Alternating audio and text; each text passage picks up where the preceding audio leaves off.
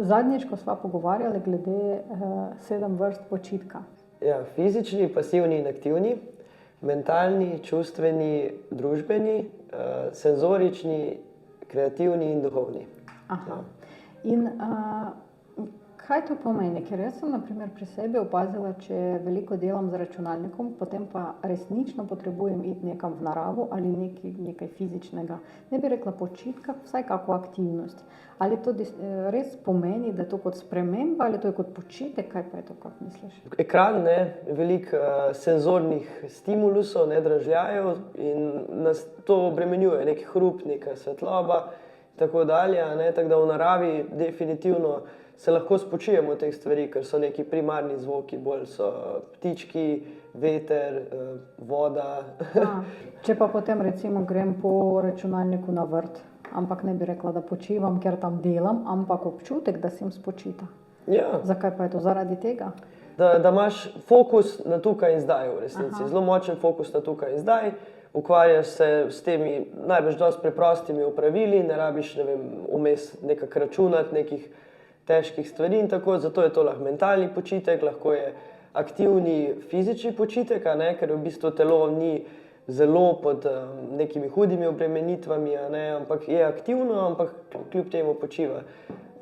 Je tudi najbrž, če sama delaš družbeni počitek, ker si pač sama v stiku s svojim telesom in tako dalje. Tako da verjamem, da te spočije ta dejavnost. In kako pa z ostalimi vrstami počitka, kako pa lahko spočiješ recimo mentalno? Ja, mentalni je, da enostavno probaš najti dejavnosti, kjer lahko malo odklopiš možgane, kjer ne rabiš reševati problemov, računati, se pravi, nekih težkih zadev in načrtovati ne vem koliko vnaprej.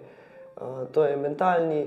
Kreativni je, da samo pasivno uživaš v nečem, kar je lepo, kar ti je estetsko, to je lahko narava, lahko je kakšna kultura, razstave, muzeji, odvisno, kaj je tebi osebno všeč.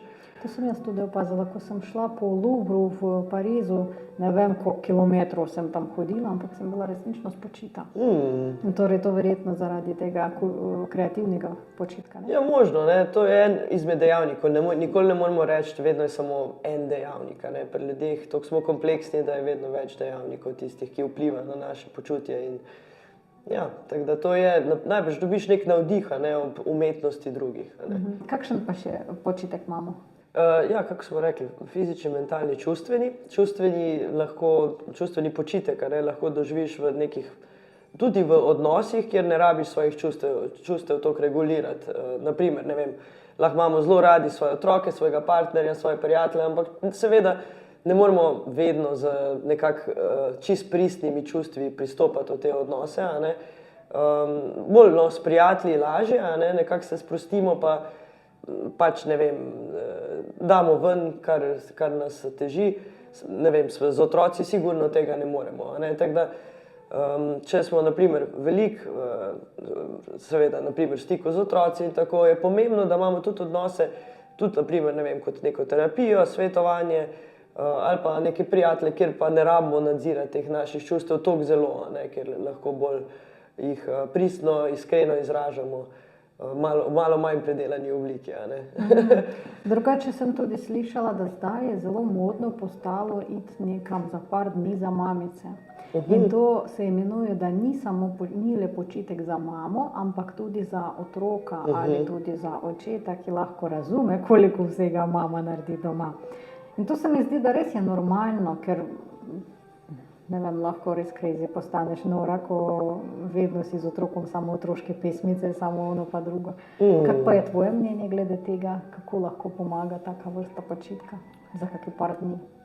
Ja, sigurno je pomembno, da pri odnosih, da nismo, med korono naprimer smo videli, kako je to obremenjujoče, če smo preveč prisiljeni biti drug z drugim, čeprav se imamo lahko najraje, enostavno pride do obremenitve, biti ves čas v stiku z ljudmi, sploh takimi, ki imamo zelo radi, ker tam se tudi najmočnejša čustva razvijajo, seveda.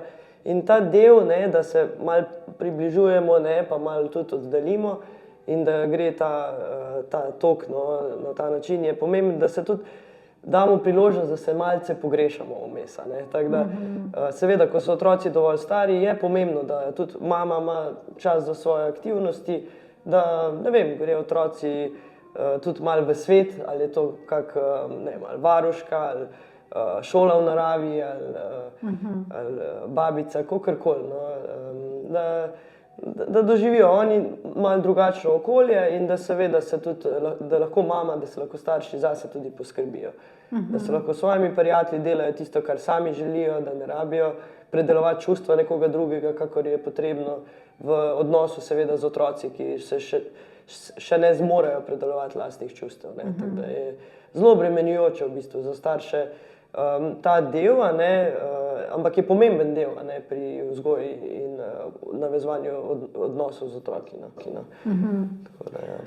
Zdaj pa, ker sva tu v takem lepem prostoru, pa na Pohorju, ta občutek počitka na splošno, ali to mogoče neskromno za človeka si želeti take dni užitka, ali smo že gremo proti tega, da to je normalno za nas, uživati življenje?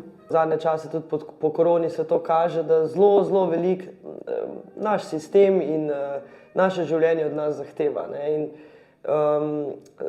pomembno je, da tudi živimo življenje, dejansko živimo življenje, da imamo priložnost stopiti s sabo v stik, priložnost doživeti nekaj, kar v nekih vsakodnevnih rutinah pač tega ne moremo.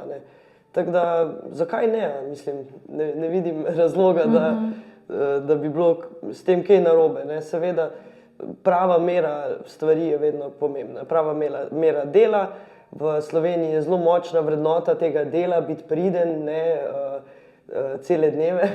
Ja. Ampak žal je pa tudi veliko bolniških odsotnosti, veliko izgorelosti in tako dalje. In tukaj se mi zdi, da bi s preventivo veliko več naredili, kot pa s toliko kurative, kot je trenutno. Pač tudi sistem trpi, ko pač ljudje potrebujejo več počitka, kot bi bilo potrebno, če bi bilo nekako poskrbljeno za njih.